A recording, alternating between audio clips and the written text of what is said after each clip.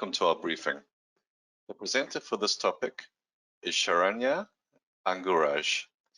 Sharanya is an intelligence analyst based in Singapore. She has a master's degree in international relations, and her primary research interest is in South Asian geopolitics and its role in shaping the future global order. All right, I'll now hand it over to Sharanya to discuss the topic. Thank you for joining us today. The theme of risk in the APAC region will be civil unrest affected by both pandemic and non-pandemic related issues. First up, we have political protests, which we anticipate a rise in, especially across several countries in the Asia Pacific in 2021, as most of the region recovers from the COVID-19 pandemic and eases related measures that were designed to prevent transmission. While progress against COVID-19 transmission is not uniform throughout the region, parts of Northeast Asia, mainland Southeast Asia, and the Pacific have seen reductions in the spread of the disease and have resumed economic activity. An increase in political demonstrations has already begun in some countries that have eased restrictions. In Thailand, for example, pro-democracy protests emerged in July after the government loosened restrictions after a decline in COVID-19 activity. Although protest activity has since declined amid recurrent waves of COVID-19, the government and protesters are also at an impasse, and additional demonstrations are likely once authorities curb the most recent outbreak. Pandemic-related economic slowdown is also likely to exacerbate ongoing political protests in Thailand that have resulted in violence and detention of various civil and political activists. The capital city of Bangkok is most prone to disruptive and violent demonstrations.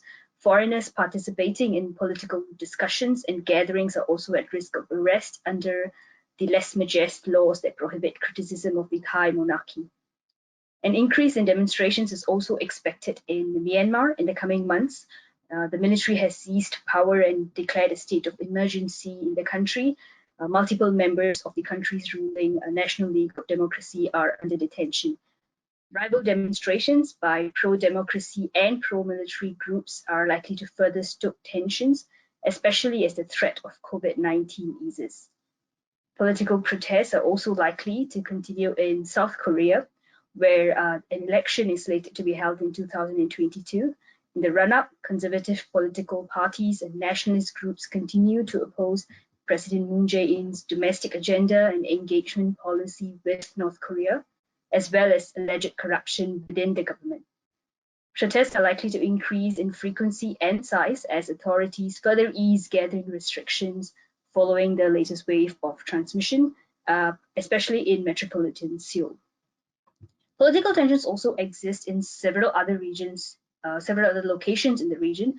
We've seen Hong Kong, Malaysia, and Philippines having cyclical demonstrations where police typically tend to have crackdowns until another wave of protests emerge in these regions. In South Asia, looking to South Asia, several governments' response to the pandemics have been more lenient after a period of initial tight restrictions somewhere in mid-2020. Regional leaders have sought a balance between restrictions and economic activity. So they will likely continue this approach into 2021, permitting a return to traditional levels of civil unrest we have seen in these countries. If we take, for example, in India, northern and northeastern states will probably face intermittent protest-related disruptions due to implementation of amendments to the citizenship, agriculture, and labor laws.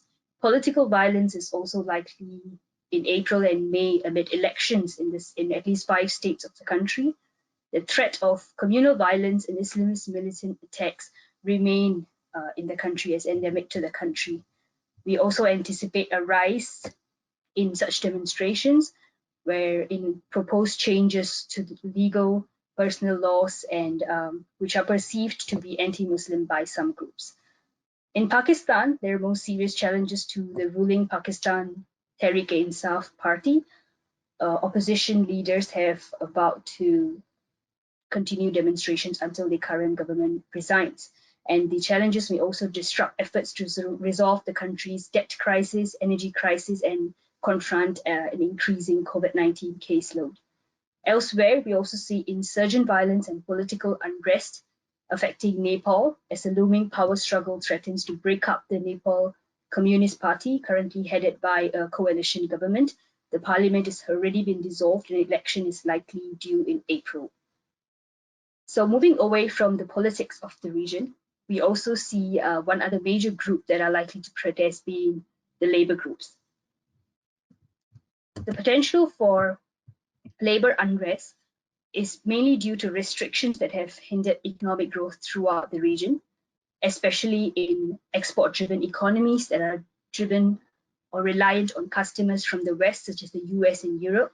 Ongoing efforts to contain COVID-19 in these demand countries suggest that decreases in orders, production, and potential layoffs remain possible throughout 2021.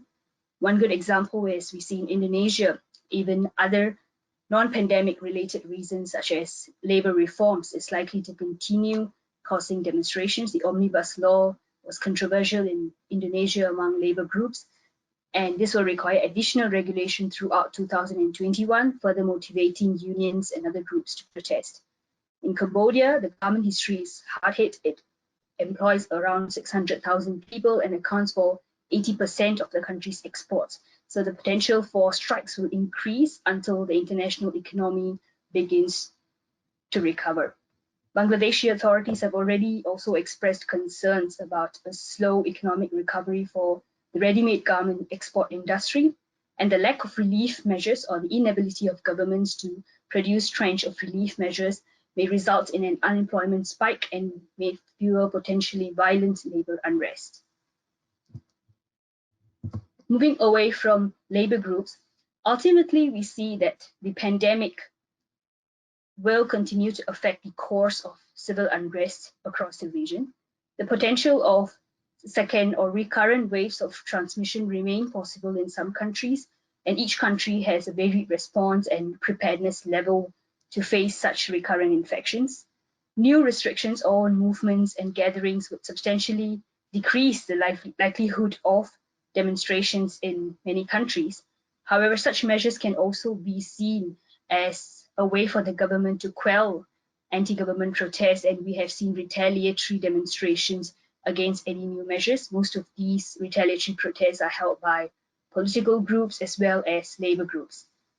We also see such a scenario could potentially play out in Australia, where anti-regulatory sentiment is rising, Hong Kong and Thailand due to ongoing political movements that often blame the government for using COVID-19 measures as a way to tackle pressure, and elsewhere where laborers do not want further production disruptions due to COVID-19. Another trend we see based on the pandemic is economies looking inward, and many economies in nations choosing domestic production and domestic capability to boost economic recovery.